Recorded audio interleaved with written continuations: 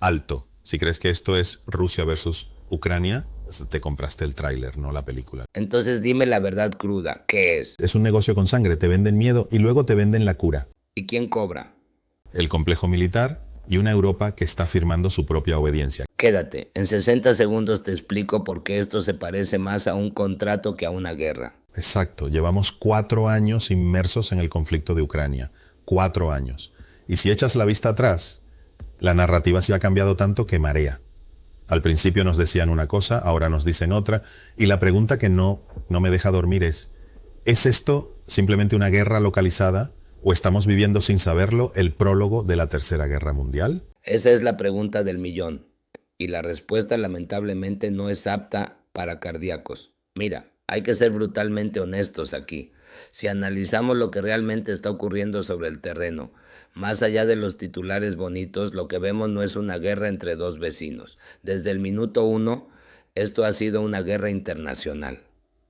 Internacional, pero siempre nos han vendido la idea de ayudar a defenderse, no de participar activamente. Eso es el marketing político. La realidad es que Estados Unidos ha sido coprotagonista desde el primer disparo. Y no solo ellos, el Reino Unido, por ejemplo. ¿Recuerdas a Boris Johnson? Hubo momentos al principio donde la paz era una opción tangible, estaba sobre la mesa, pero hubo intereses muy fuertes, presiones enormes para que eso no se firmara. Y ahora parece que hay un pacto de silencio para que nadie recuerde que se pudo parar esta sangría hace tiempo. Es escalofriante pensar que se pudo evitar y no se quiso, pero volviendo a mi miedo inicial, estamos caminando hacia una guerra mundial total. A ver, definamos mundial. Si te refieres a una conflagración que abarque cada rincón del planeta, hoy por hoy es poco probable.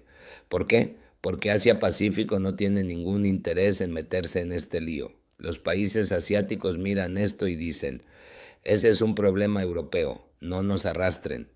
Pero, y aquí viene el pero gigante, el peligro real está en Europa. Ahí es donde quería llegar, porque veo a nuestros líderes y sinceramente a veces parece que tienen más ganas de guerra que los propios generales. Es que lo que estamos viendo en Europa es una especie de psicosis colectiva. Fíjate en los discursos. Tienes a la presidenta de la Comisión, von der Leyen, o a líderes como Macron y el canciller alemán, que parecen estar en una carrera para ver quién es más beligerante. Están clamando por un enfrentamiento que se amplíe. Y lo más triste es que nos están arrastrando a países como España, que ni nos va ni nos viene en términos de seguridad directa. ¿Es cierto? A veces siento que nos están preparando mentalmente, enciendes la radio por la mañana y el mensaje es miedo, miedo y más miedo. Exacto, es una ingeniería social para que aceptes lo inaceptable. Nos están vendiendo que es nuestra guerra, cuando en realidad es un conflicto distante que no afecta a nuestra integridad territorial. Pero claro, si consiguen convencerte de que el enemigo está a las puertas, aceptarás cualquier cosa, recortes, inflación o enviar a tus hijos al frente. Y hablando de aceptar cualquier cosa, hablemos del elefante en la habitación. Donald Trump se suponía que iba a llegar y acabar con esto en 24 horas. Ha pasado un año de transición, hemos visto tensiones, pero la guerra sigue porque no ha cerrado el grifo. Porque la política real, la realpolitik, es mucho más sucia y compleja que un mitin de campaña. Trump es un negociante, sí, pero se ha encontrado con un muro. Por un lado tienes a Zelensky, que ha encontrado en esos líderes europeos de los que hablábamos antes a sus mejores animadores. Le dicen, sigue, sigue, te damos más dinero. Se habla de paquetes de 90.000 millones de euros. 90.000 millones. Es una cifra que marea. Y mientras tanto, aquí discutiendo por presupuestos para sanidad o educación. Exacto, pero volviendo a Trump, él está en una posición delicada. No puede simplemente decir se acabó, porque tiene que alimentar a su propia bestia, la industria de defensa estadounidense. Fíjate en la jugada maestra que han hecho. Nos han metido tanto miedo con Rusia que ahora Europa está subiendo sus presupuestos de defensa al 5% del PIB. Espera, déjame adivinar. ¿Y ese dinero extra que vamos a gastar en defensa, a quién se lo vamos a pagar? Bingo, has dado en el clavo. Ese dinero va a ir, en su inmensa mayoría, a comprar armamento made in USA, aviones F-35, sistemas de misiles. Trump tiene que hacer ese equilibrio. mantener la tensión lo suficiente para que Europa siga comprando, pero intentar cerrar el conflicto antes de que le explote en la cara. Es un negocio redondo, nos venden el miedo y luego nos venden la cura. Pero, ¿qué pasa con el final del conflicto? Porque se escuchan rumores de que ya hay pactos bajo la mesa sobre repartirse Ucrania. Es que esa es la realidad que nadie quiere decir en voz alta. Rusia no va a retroceder. Para ellos es una guerra existencial. No van a devolver lo que han ganado con sangre. Y Trump lo sabe. Lo que se vislumbra es un acuerdo donde tristemente Ucrania quedará dividida. Es lo que llaman pragmatismo cruel. Trump quiere acercarse a Rusia, no por amor al arte, sino para separarla de su verdadero enemigo. China. Exactamente, China es la obsesión de Estados Unidos. Todo este teatro en Europa es secundario comparado con la lucha por la hegemonía contra Pekín.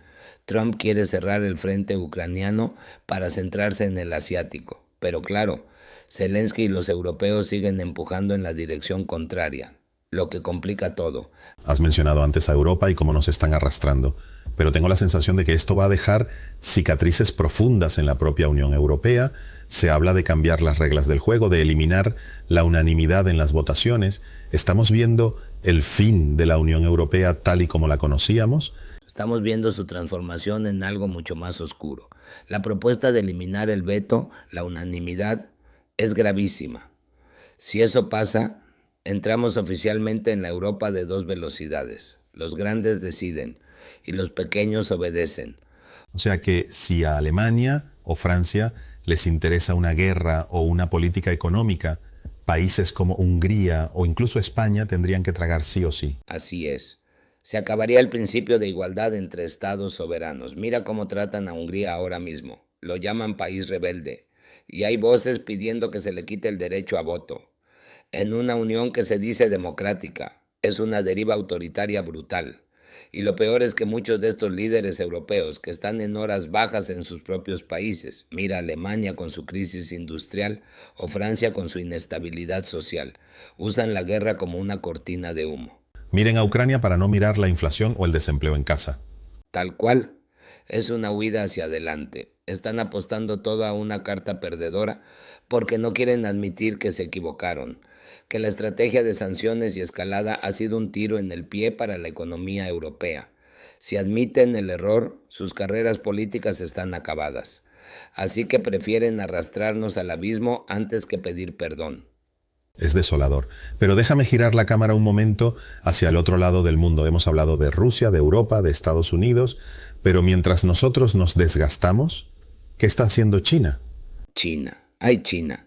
China es el espectador que está comiendo palomitas en la primera fila. Es el gran vencedor oculto de estos 4 años. ¿Vencedor sin disparar una bala? Precisamente por eso, piénsalo. Estados Unidos y la OTAN están enseñando todas sus cartas en Ucrania. Están mostrando cómo funcionan sus tácticas, su inteligencia, su armamento más moderno.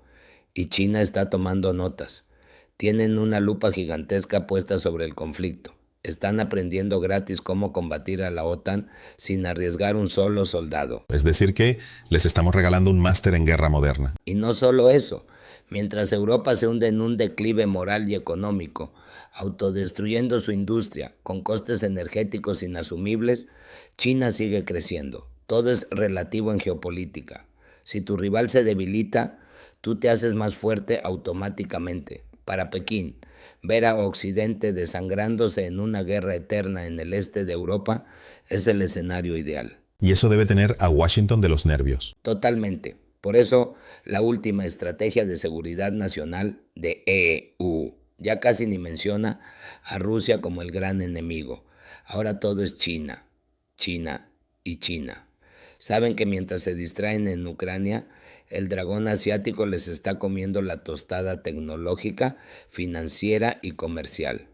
Es irónico, ¿no? Nos enfocamos tanto en el árbol que tenemos delante que no vemos que el bosque entero está cambiando de dueño. Es la tragedia de nuestro tiempo. Estamos atrapados en una visión de túnel liderados por personas que parecen incapaces de pensar a largo plazo.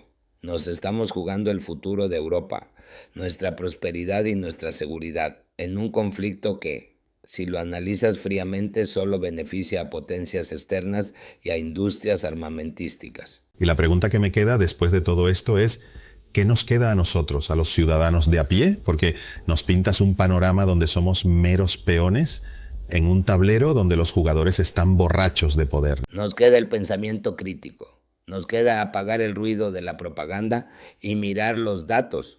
Nos queda resistirnos a esa psicosis de la que hablábamos y exigir a nuestros líderes que pongan los intereses de su población por delante de los intereses geopolíticos de terceros. Porque si no lo hacemos, si seguimos dejándonos arrastrar, el despertar va a ser muy, muy doloroso. Un despertar en una Europa dividida, empobrecida y quizás irrelevante. Ojalá me equivoque. De verdad, ojalá dentro de unos años escuchemos este podcast y digas, mira qué exagerado eras. Pero los datos, la real política y los movimientos de tropas dicen lo contrario. El mundo se ha partido en dos bloques y nosotros estamos en el lado que parece haber perdido la brújula. Pues con esa reflexión nos quedamos. No es el final más optimista, lo sé, pero quizás es la dosis de realidad que necesitamos para empezar a ver las cosas con otros ojos. Gracias por este análisis tan crudo pero tan necesario. Gracias a ti y recordad, en tiempos de guerra, la primera víctima siempre es la verdad. Hasta la próxima.